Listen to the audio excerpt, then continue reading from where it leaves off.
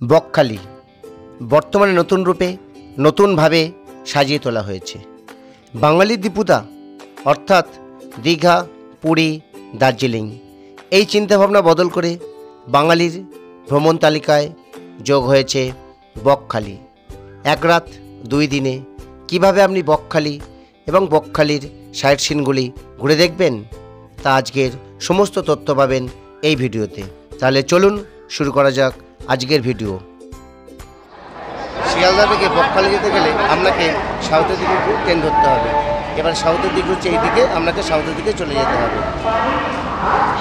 এই যে আমরা আসবে নর্থ থেকে ধরুন, এই দিক থেকে এসে আমরা যাব সাউথের দিকে। বকখালি যাওয়ার নামখানা লোকাল শিয়ালদা সাউথে 17 থেকে 21 নম্বর প্ল্যাটফর্মের মধ্যেই দিয়ে থাকে।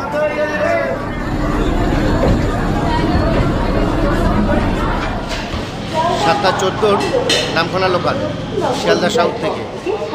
এখন রয়েছি শিয়ালদা সাউথে, পেছনে দাঁড়িয়ে রয়েছে 7:14 নামখানা লোকাল। এই ট্রেনে করেই আমি যাব বকখালি।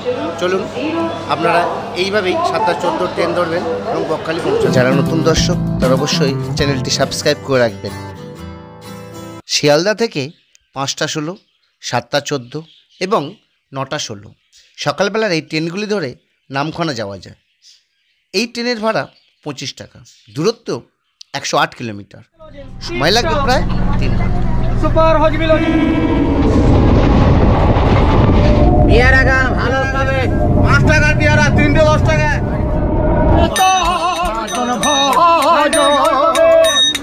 করবে যে জোর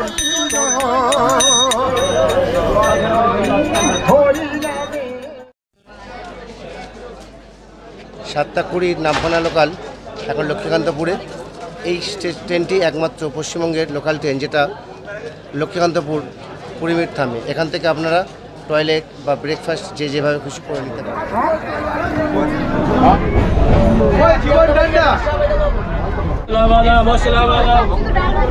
হ্যালো,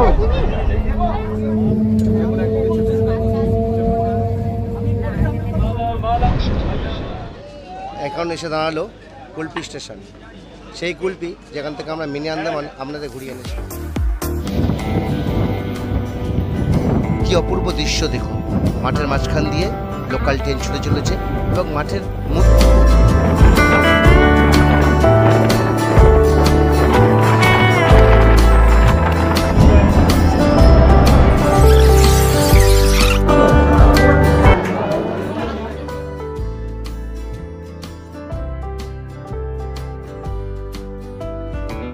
এই যে সোজা পথটা দেখতে পাচ্ছেন, এই পথ থেকে আপনি রামখানা স্টেশন থেকে বেরিয়ে এসে ঠিক এই সামনে বাস স্ট্যান্ড, এখানে উঠবেন। এখান থেকে অটো, টোটো, বাস পেয়ে যাবে। এই অটো থেকে কত ভাড়া? আমাদের অটোতে বকখালি গেলে 40 টাকা করে ভাড়া, ঠিক আছে? যখন আসবেন তখনই 40 টাকা, রিজার্ভ করে গেলে 350 টাকা। আর টোটোতে যদি কেউ যায়? টোটোতে 50 টাকা করে লোকাল ভাড়া, রিজার্ভ করে গেলে ওদের 300 টাকা কি 250 টাকা রিজার্ভ আছে। আর যদি ধরুন এখান থেকে বাস ধরে? বাসে গেলে এখান থেকে এখানে বাসের স্ট্যান্ড, বাসে উঠলে বাসের ভাড়া 28 টাকা। এই হচ্ছে ব্যাপার। তা শুনলেন আপনারা, অটো, টোটো এবং বাসের ভাড়া কি? এই যে দূর থেকে দেখুন, ওই দিক থেকে বাস আসছে, ওই দিক থেকে বাস ধরবেন, বকখালি চলে যাবেন। তাহলে এবারে গিয়ে কথা হবে বকখালি। আমি যে ভাইয়ের সাথে নামখানা স্টেশন থেকে বকখালি যাচ্ছি, চলো সেই ভাইকে একটু পরিচয় করিয়ে দিই। নাম সঞ্জীব দত্ত। দাদা নামখানা স্টেশন থেকে বকখালি রওনা দেওয়ার জন্য আমার গাড়িটি রিজার্ভ করলো 350 টাকা দিয়ে। আমাদের অটোতে 1 থেকে 9 জন ধরে, আপনি রিজার্ভেও যেতে পারেন, লোকাল ভাড়াতেও যেতে পারেন, পার হেড 40 টাকা করে। আর 9 জনের ওভার হলে তখন রিজার্ভ হয় না, তখন আপনাকে পার হেডেই যেতে হবে। নর্মালি 10 জন আরামসে উঠে যাবেন আমাদের অটোতে। আমার মোবাইল নাম্বারটি হচ্ছে 6296366521। সামনে যে ডান থেকে স্টার্ট হয়ে গেল, এই মোড় দিয়ে বাতিকুনিয়া মৌসুমী আইল্যান্ড যায়। সামনে যে মোড়টা দেখছেন ওইখান থেকে ফেজারগঞ্জ চলে যাচ্ছে। এই মোড় ধরে সোজা ফেজারগঞ্জ। আমরা এই রাস্তা ধরে ঢুকে যাচ্ছি বকখালি। বকখালি পৌঁছাতে যেহেতু প্রায় দুপুর 1টা বেজে যাবে, তাই আপনারা প্রথমেই গিয়েই হোটেল নিয়ে নেবেন এবং তারপরে ফ্রেশ হয়ে দুপুরে লাঞ্চ সেরে নেবেন। যেহেতু আমাদের আসতে দেরি হয়ে গেছে, আমরা একবারই লাঞ্চটা সেরে নিলাম। রয়েছে ডিম রয়েছে, চিকেন রয়েছে। দাদা এখন তাহলে আজকে আমাদের খাওয়াটা শেষ করি।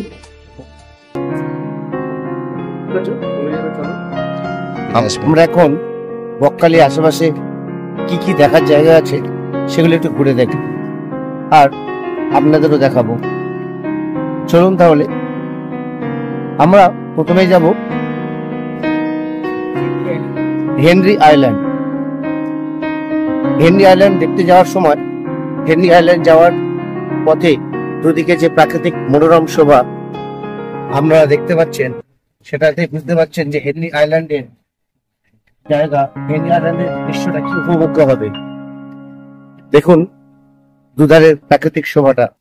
আমরা হেনরি আইল্যান্ডের ভিতরে প্রবেশ করছি। হেনরি আইল্যান্ডের গেট দেখতে পাচ্ছেন। হেনরি আইল্যান্ড মৎস্য প্রকল্প সকাল 7টা থেকে বিকেল 4টে পর্যন্ত খোলা থাকে। আপনারা যদি হেনরি আইল্যান্ড ঘুরতে আসেন অবশ্যই 4টের মধ্যে হেনরি আইল্যান্ড ঘুরবেন। দুদিকে দেখছেন কি অপূর্ব প্রাকৃতিক দৃশ্য।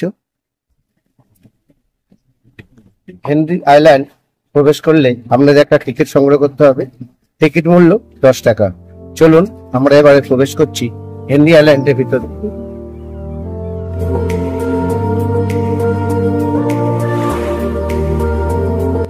যারা হেনরি আইল্যান্ড ঘুরতে এসে হেনরি আইল্যান্ডের মধ্যে থাকতে চান তারাই দেখছেন ছোট ছোট কটেজগুলো রয়েছে।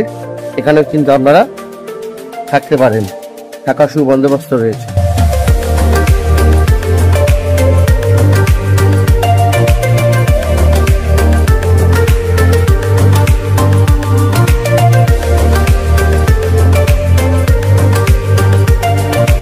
হেনরি আইল্যান্ডের মেন গেট থেকে ঢুকে দুই পাশে মাছের ভেরি উপভোগ, সৌন্দর্য উপভোগ করতে করতে ম্যানগ্রোভ করা জঙ্গল বা অরণ্য, তার ভেতর দিকে আমরা এখন প্রবেশ করছি। চলুন ভিতরে প্রবেশ করা যাক। ম্যানগ্রোভ করা জঙ্গল বা অরণ্য, তার ভেতর দিকে আমরা এখন প্রবেশ করছি। চলুন ভিতরে প্রবেশ করা যাক। হেনরি আইল্যান্ডের ভিতরে আপনারা যদি থাকতে চান, এই দেখুন একটা সুন্দর কমপ্লেক্স দেখতে পাওয়া যাচ্ছে, নাম সুন্দরী কমপ্লেক্স। ঠিক এই পথেই আপনারা যেতে পারেন।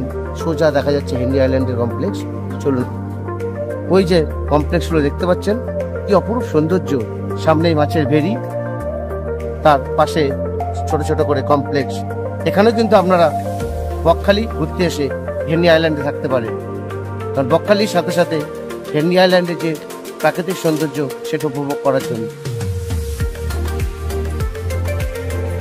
এখানে নেমে আপনাদের ঠিক এই সোজা পথে দুদিকে ম্যানগ্রোভ জঙ্গলের ভিতর দিয়ে প্রবেশ করতে হবে হেনরি আইল্যান্ডের ভিতরে আরও প্রাকৃতিক সৌন্দর্য রস আস্বাদন করতে।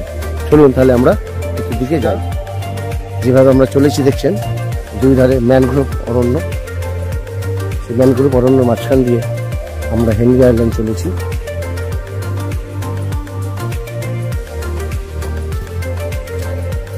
এই দ্বীপের নামকরণ নিয়ে একটা বড় খবর রয়েছে।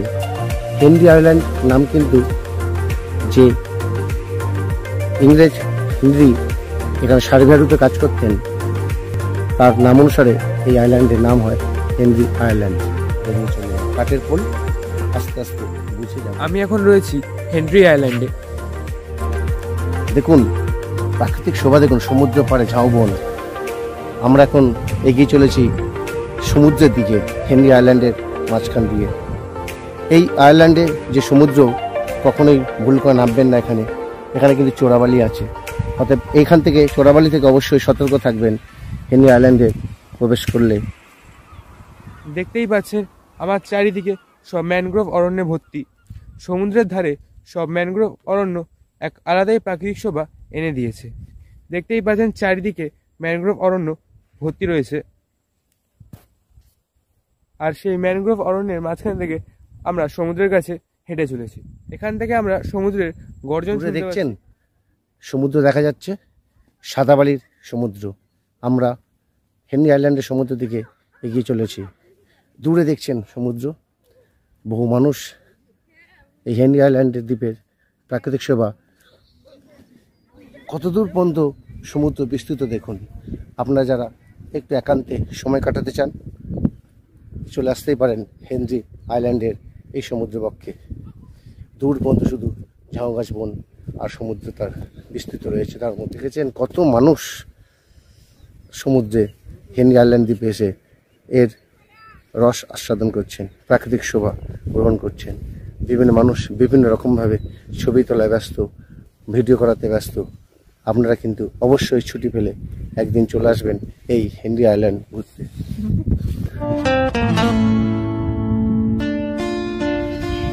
সুদূর বিস্তৃত সাদাবালি সমুদ্র হেনরি আইল্যান্ড, দেখুন শুধু দূর পর্যন্ত শুধুমাত্র জলে জল থই থই করছে।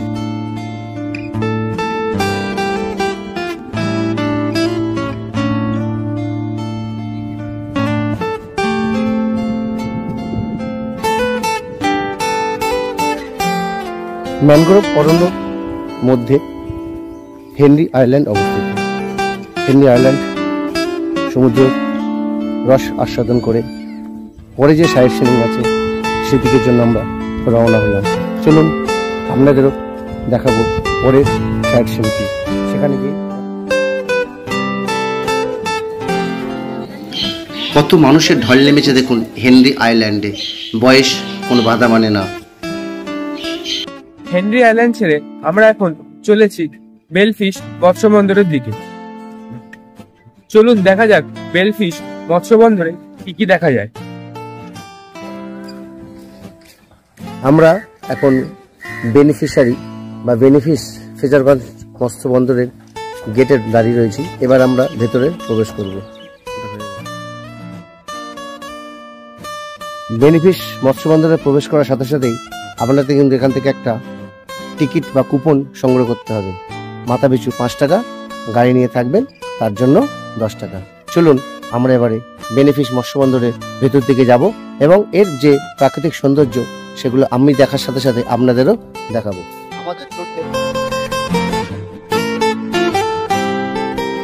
বেনিফিশিয়ারি মৎস্য বন্দর দেখতে এসে আপনারা কিন্তু এখান থেকে একটু ঠান্ডা পানি ও ডাব খেয়ে নিতে পারেন।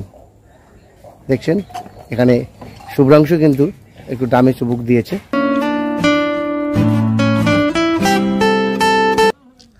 বেনিফিশিয়ারি মৎস্য বন্দরের প্রতিদিন এইখানেই আপনার মাছগুলো ওঠে। এখান থেকে সমস্ত টাটকা মাছ বাজারে পৌঁছে যায়। কার্গিল সি বিচে সবে প্রবেশ করছি, তাতেই দেখুন সানসেট পয়েন্টটা কি অপূর্ব দৃশ্য, মনোমুগ্ধকর। দূর দূরান্ত শুধুমাত্র সি বিচ দেখা যাচ্ছে, সাধারণ মানুষের ঢল। এই অপরূপ পরিবেশ, অপরূপ প্রাকৃতিক সৌন্দর্য উপভোগ করতে হলে একবার অবশ্যই আপনাদের আসতে হবে কার্গিল সি বিচ এবং তার ডেস্টিনেশন থাকবে বকখালি। দেখুন সানসেট পয়েন্টে কার্গিল সি বিচ কি অপূর্ব মনোমুগ্ধকর দৃশ্য তুলে ধরেছি। সামনে সমুদ্রে জলে সূর্য যখন অস্ত যাচ্ছে তার যে লাল আভা, কি সুন্দর অপরূপ সৌন্দর্য, বর্ণনা করার ভাষা নেই। দেখুন আপনাদের কাছে সেটা তুলে ধরছি। আপনারা যদি বকখালি ঘুরতে আসেন তার সাইট সিন করার সময় অবশ্যই এই কার্গিল সি বিচে আপনারা যখন কার্গিল সি বিচে থাকবেন, যদি চা বিস্কুট বা ঝালমুড়ি খেতে চান এখান থেকে খেয়ে নিতে পারেন। উইন্ডমিল যা দেখে আমার চোখ জুড়িয়ে গেল।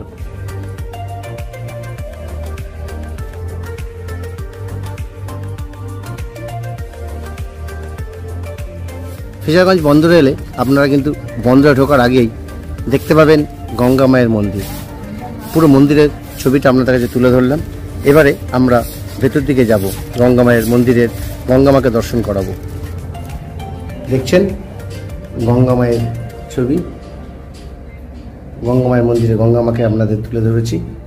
দেখুন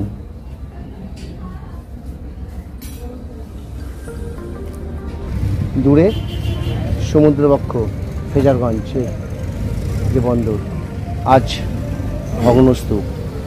প্রকৃতির হাত থেকে আমরা কেউ নিস্তার নই, অতএব এই ফিশারগঞ্জ কিন্তু রক্ষা পায়নি। আমফান ইয়াস বা ওর বড় বড় ঝড়গুলোর হাত থেকে।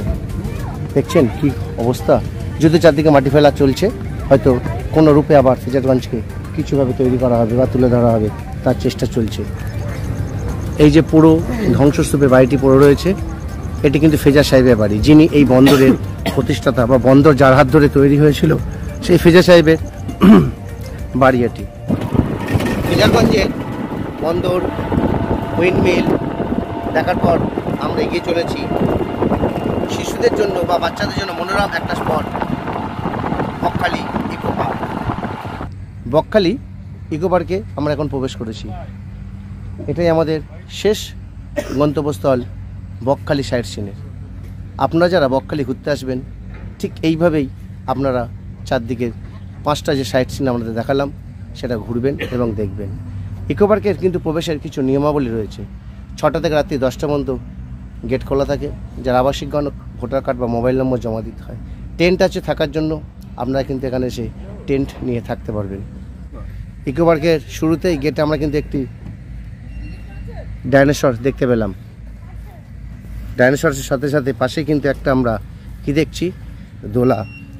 চলুন, ছোটবেলার স্মৃতি চাঙ্গা হচ্ছে। মাউস, চলুন আর একটু ভেতর দিকে যাই। বাচ্চাদের বিভিন্ন জিনিস বা বাচ্চাদের আমোদের বিভিন্ন জিনিস আমরা এখানে দেখতে পাবো। এটাও আরেকটি মিকি মাউস। চলুন, ছোট বাচ্চাদের সব থেকে আমোদের জিনিস ভীম। ঝাউবনের মাঝে অবস্থিত এই ইকো পার্কের আরেকটি জায়গা দেখছি আমরা, আরেকজন ক্যারেক্টার যাকে বলে পাগলু। আর সামনেই আমরা দেখতে পাচ্ছি আরেকটি ফেমাস কার্টুন চরিত্র মোটু। পাগলু এবং মোটু দুজনকে আমরা এখানে দেখতে পাচ্ছি।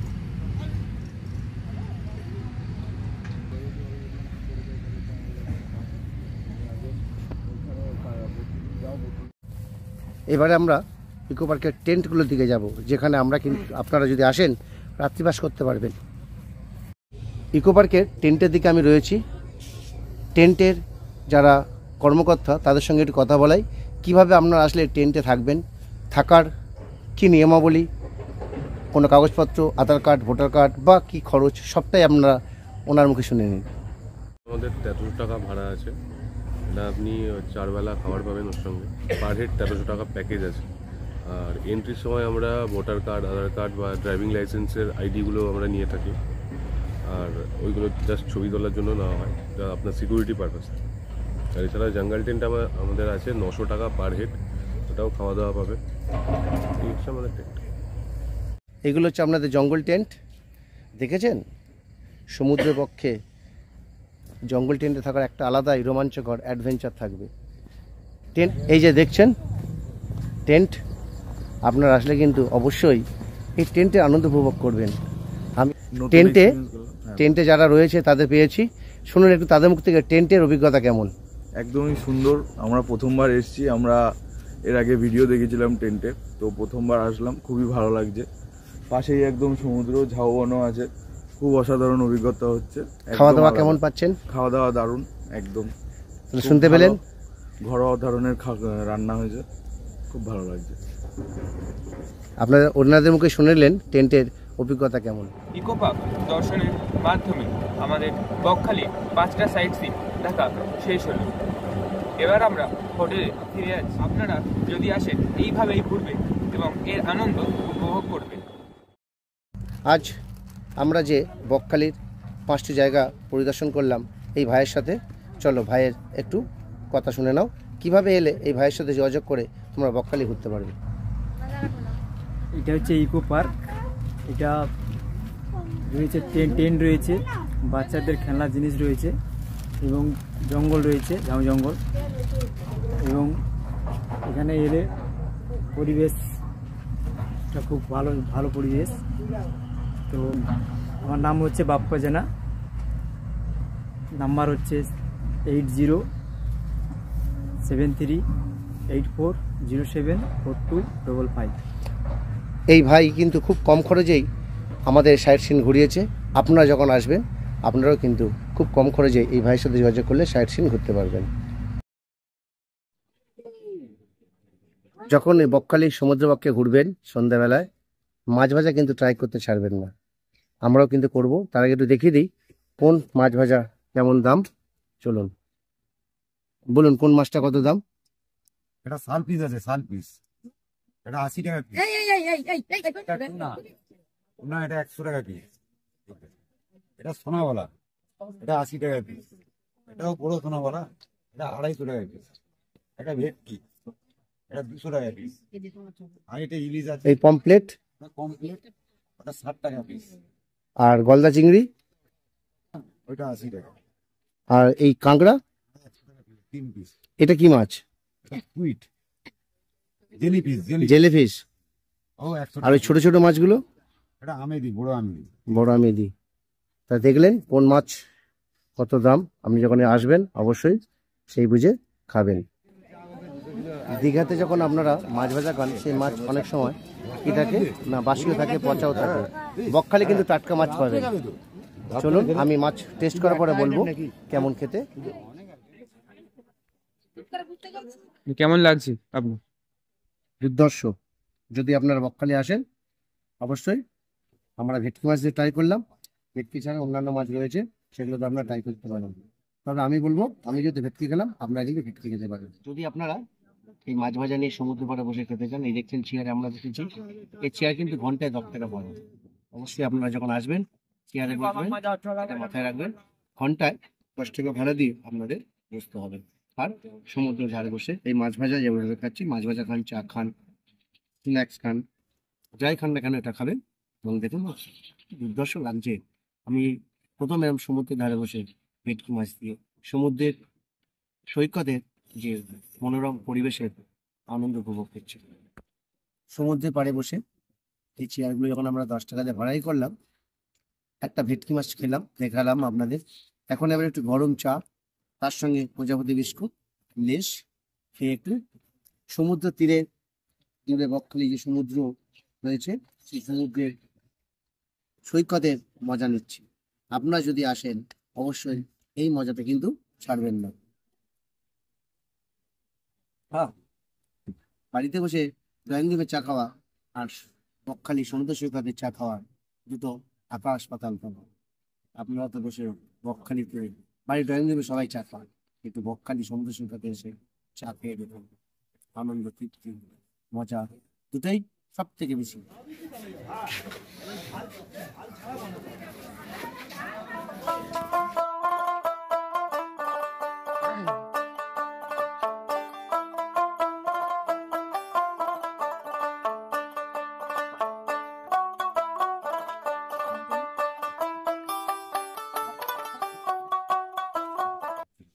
Good morning. আপনারা যখন হোটেল থেকে ঠিক সি বিচের দিকে যাবেন, মেন একটা রাস্তা রয়েছে ঠিক সোজা ওইখান থেকে, বাস স্ট্যান্ড থেকে। আমরা যেহেতু একটু ভেতর দিকে ছিলাম, খুব সোজা 3 থেকে 4 মিনিট হেঁটে এই সোজা গলি দিয়ে ঢুকে যাব। চলুন আপনাদের দেখাই কিভাবে আপনারা সি বিচে যাবেন খুব কম সময়ে। এই যে দেখুন, সোজা আমরা এবারে ঢুকে যাব। এই পথে আমরা সি বিচে চলে যাব খুব সহজেই। প্রায় 500 মিটার পর্যন্ত হেঁটে আমাদের এই সমুদ্র জলের কাছে আসতে হবে, যদি এই সকালবেলা আসতে চান। চলুন একটু আপনাদের এই এরকম এখন হেভি লাগছে, এই পুরো ঠান্ডা ঠান্ডা জল। এই ভোরবেলা আমরা এখন স্নানে এসেছি, ঠান্ডা জলটা হেভি লাগছে আপনার। ও কি লাগছে। সমুদ্র স্নানের পর আমরা সকালবেলার ব্রেকফাস্ট করতে বেরিয়ে পড়েছিলাম। সকালে ব্রেকফাস্ট করেছিলাম পেটাই পরোটা এবং ডিম টোস্ট দিয়ে, সে আপনারা দেখতেই পাচ্ছেন। এরপর ব্রেকফাস্ট করে হোটেলে গিয়ে হোটেল চেক আউট করে আমরা বেরিয়ে পড়ব কলকাতার উদ্দেশ্যে। আমরা নামখানা স্টেশনে পৌঁছে গেছি। ঠিক 10:35 ট্রেন ধরে আমরা আবার কলকাতা নগর জীবনে ফিরে আসব। ঠিক এইভাবেই আপনারা 1 রাত 2 দিনের বকখালি ট্যুর ভ্রমণ করবেন এবং কমপ্লিট করবেন, যেভাবে আমি আপনাদের ঘুরিয়ে দেখালাম। যদি আপনারা আমাদের চ্যানেলে নতুন হন, অবশ্যই চ্যানেলটি সাবস্ক্রাইব করবেন, লাইক করবেন, কমেন্ট করবেন এবং অন্যান্যদের দেখতে সাহায্য করার জন্য শেয়ার করতে ভুলবেন না। তাহলে দেখা হচ্ছে পরের ভিডিওতে। টাটা, বাই বাই, সুস্থ থাকবেন, দেখতে থাকুন শুভ্র ট্যুর গাইড।